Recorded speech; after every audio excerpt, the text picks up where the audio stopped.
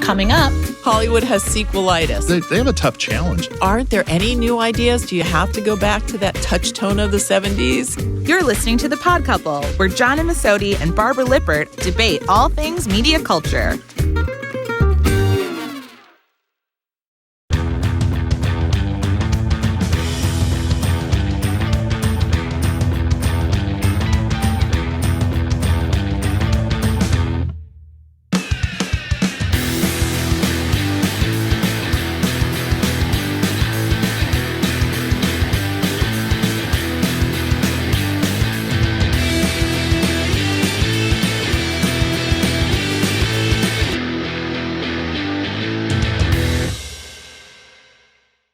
Hey, everybody. We're the Pod Couple, and we're back. I'm here with John Amisotti. And I'm here with Barbara Lippert. Today, our topic is going to be Hollywood. In a rut or not? Like, what is going on there? Like, a TV is king right now, but what's happened to movies?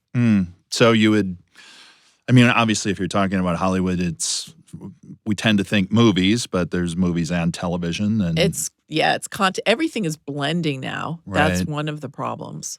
Well, if you look at the overall picture, it would seem like the movie industry is certainly trying to redefine itself a bit. I know a lot of the summer of 2016 had a lot of disappointments. There was a lot of sequels out there that didn't do very well. I learned a new word that I love, What's that? sequelitis. Right. Hollywood has sequelitis, like Right. cellulitis. But, it's like, aren't there any new ideas? Do you have to go back to that touch tone of the 70s, and make the fifth version of it? Right. Well, it seems like what really has happened is the 70s actually, I would say, was a good That's period true. of I was movies. thinking of that, that it's Yeah. cool and it reawakens something that's fun. Well, there were good scripts then, and it was still like movie stars and things that were able to carry things, and you'd see something great. The Godfather, French Connection, everything. right. Arguably, Character-driven that things. was the golden age. Yeah, and now it's like, it seems like actors or movie stars aren't as big of a part of it. A lot of people that we'd say were movie stars, Johnny Depp, Brad Pitt Yeah. and stuff, a lot of their movies haven't opened as well. And that's what it really all comes down to there is money. Right. And now you see things like it's comic book characters. that Right. are And the these, movies. these mega movies that have to be like tentpole events. Right. And the budgets are so huge because of all the special effects and the, special shooting and all of that.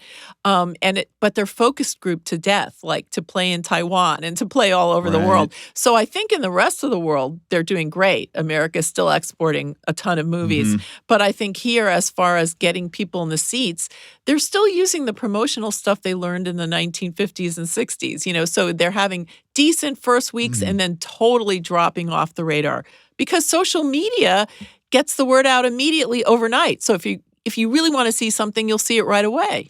Well, I think that's what they've known for a long time, that it's like that opening weekend is the hot thing, whatever's going on. And that opening weekend's when you just count on at least making the money back that you put into it. Right. And then if you're going to make money, it has to have legs past that. But that maybe kind of gets into what's so difficult about that job right now.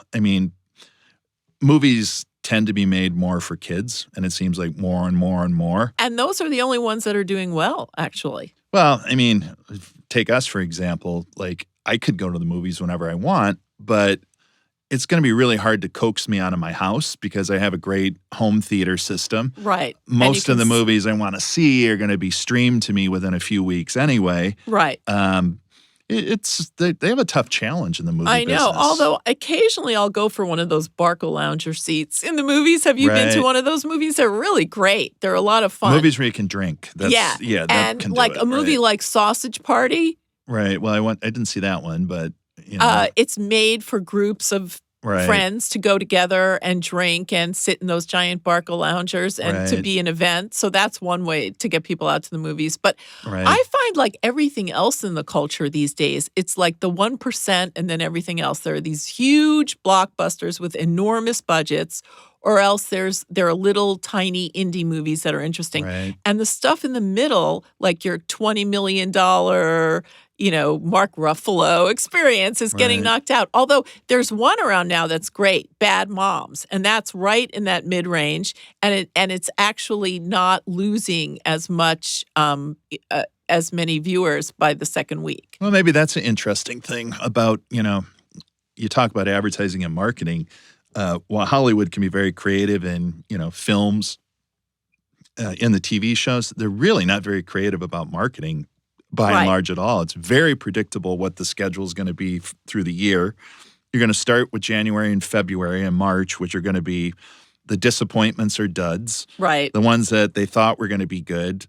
Hail Caesar comes to mind, a Coen Right. brother movie that was released in February. They come and go, and you Something really happened. forget about it. Yeah. You get to summer, which is going to be the blockbusters, and then the adult movies or the award fair Right. really doesn't come until late September, but it becomes very predictable for the audience. And you It's talk like the about old Bad studio Moms, system from the 1930s, kind of, almost when it comes to that. Yeah, or what just were you going to say boring. about Bad Moms? Well, you got to give them credit for like Yes. finding that there's going to be some mom nights out in the Right. summer, and this is going to be a thing that kind of celebrates young moms that can go out and have a few drinks or have some laughs, and it's pretty smart marketing It's in a pretty way. smart. And then the other thing that they're doing, in addition to sequelitis, is that a lot of the big cartoon, blockbusters are just switching genders.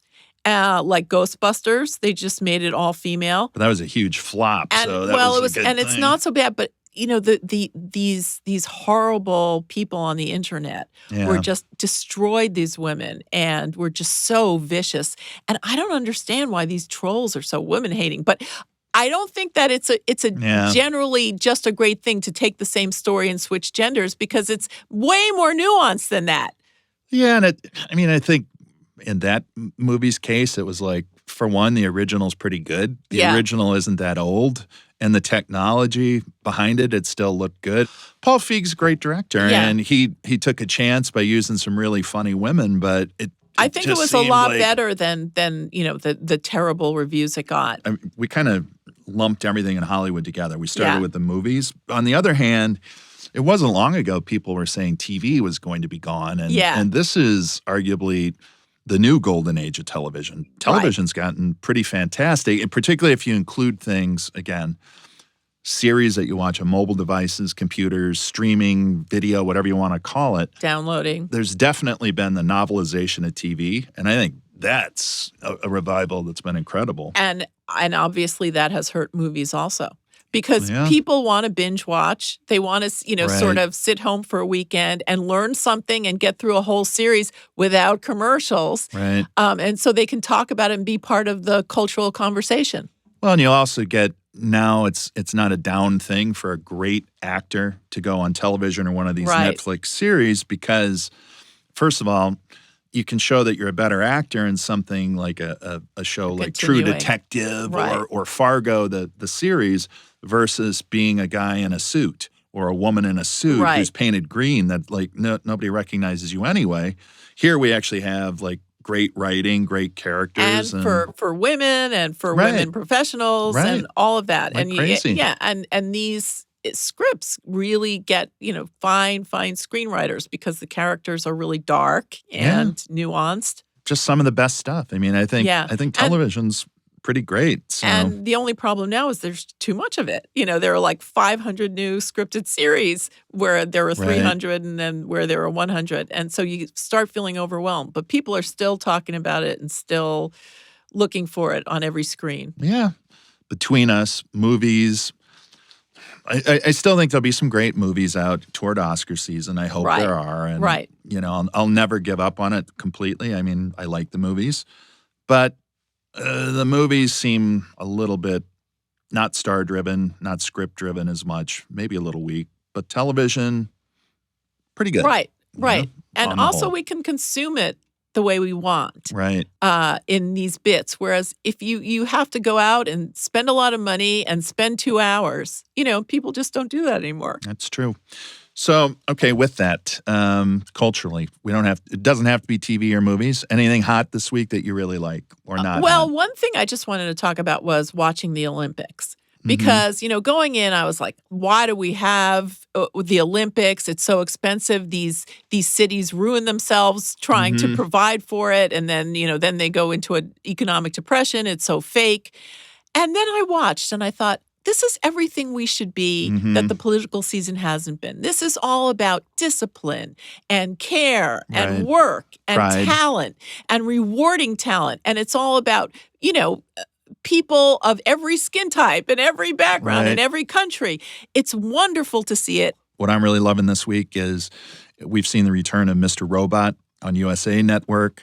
USA was always kind of I guess you'd call it a second-run network or a lot of syndication. Reruns, yeah. And this is just really a great show. Christian Slater is one guy on it, again, from the movies. I don't know about it. Give me the little capsule. It's kind of a fantasy hacker. We're not quite sure if he's a good guy, bad guy, or not. Some great acting on this show in general. And again, proof, too, for advertisers that there's still some great content being put out there on the paid media. And if I had the right product, I would certainly advertise on this show. But Mr. Robot, really good, really worth taking a peek at. Oh, I will. All right. Well, thank you again for coming into Chicago, all the way from New York City. Love Chicago. To do my second favorite city. There you go. I'm not even going to ask you your first. We know it's Los Angeles. Right. But thank you very much for being here, and we'll see you again soon. Yep. All right. Take care. Thanks, John. For more Pod Couple, you can subscribe on iTunes. You can find us on YouTube. We're on Twitter @Pod Couple and on Facebook. And we have a website, thepodcouple.com. The Pod Couple is media experts John Masodi and Barbara Lippert, produced by Eon Content Labs and brought to you by Epsilon. We see what others don't. All comments, discussions, materials, and information provided by participants in the Pod Couple are strictly their own opinion and do not constitute any official position or views of Epsilon. Please refer to our terms of use for more information.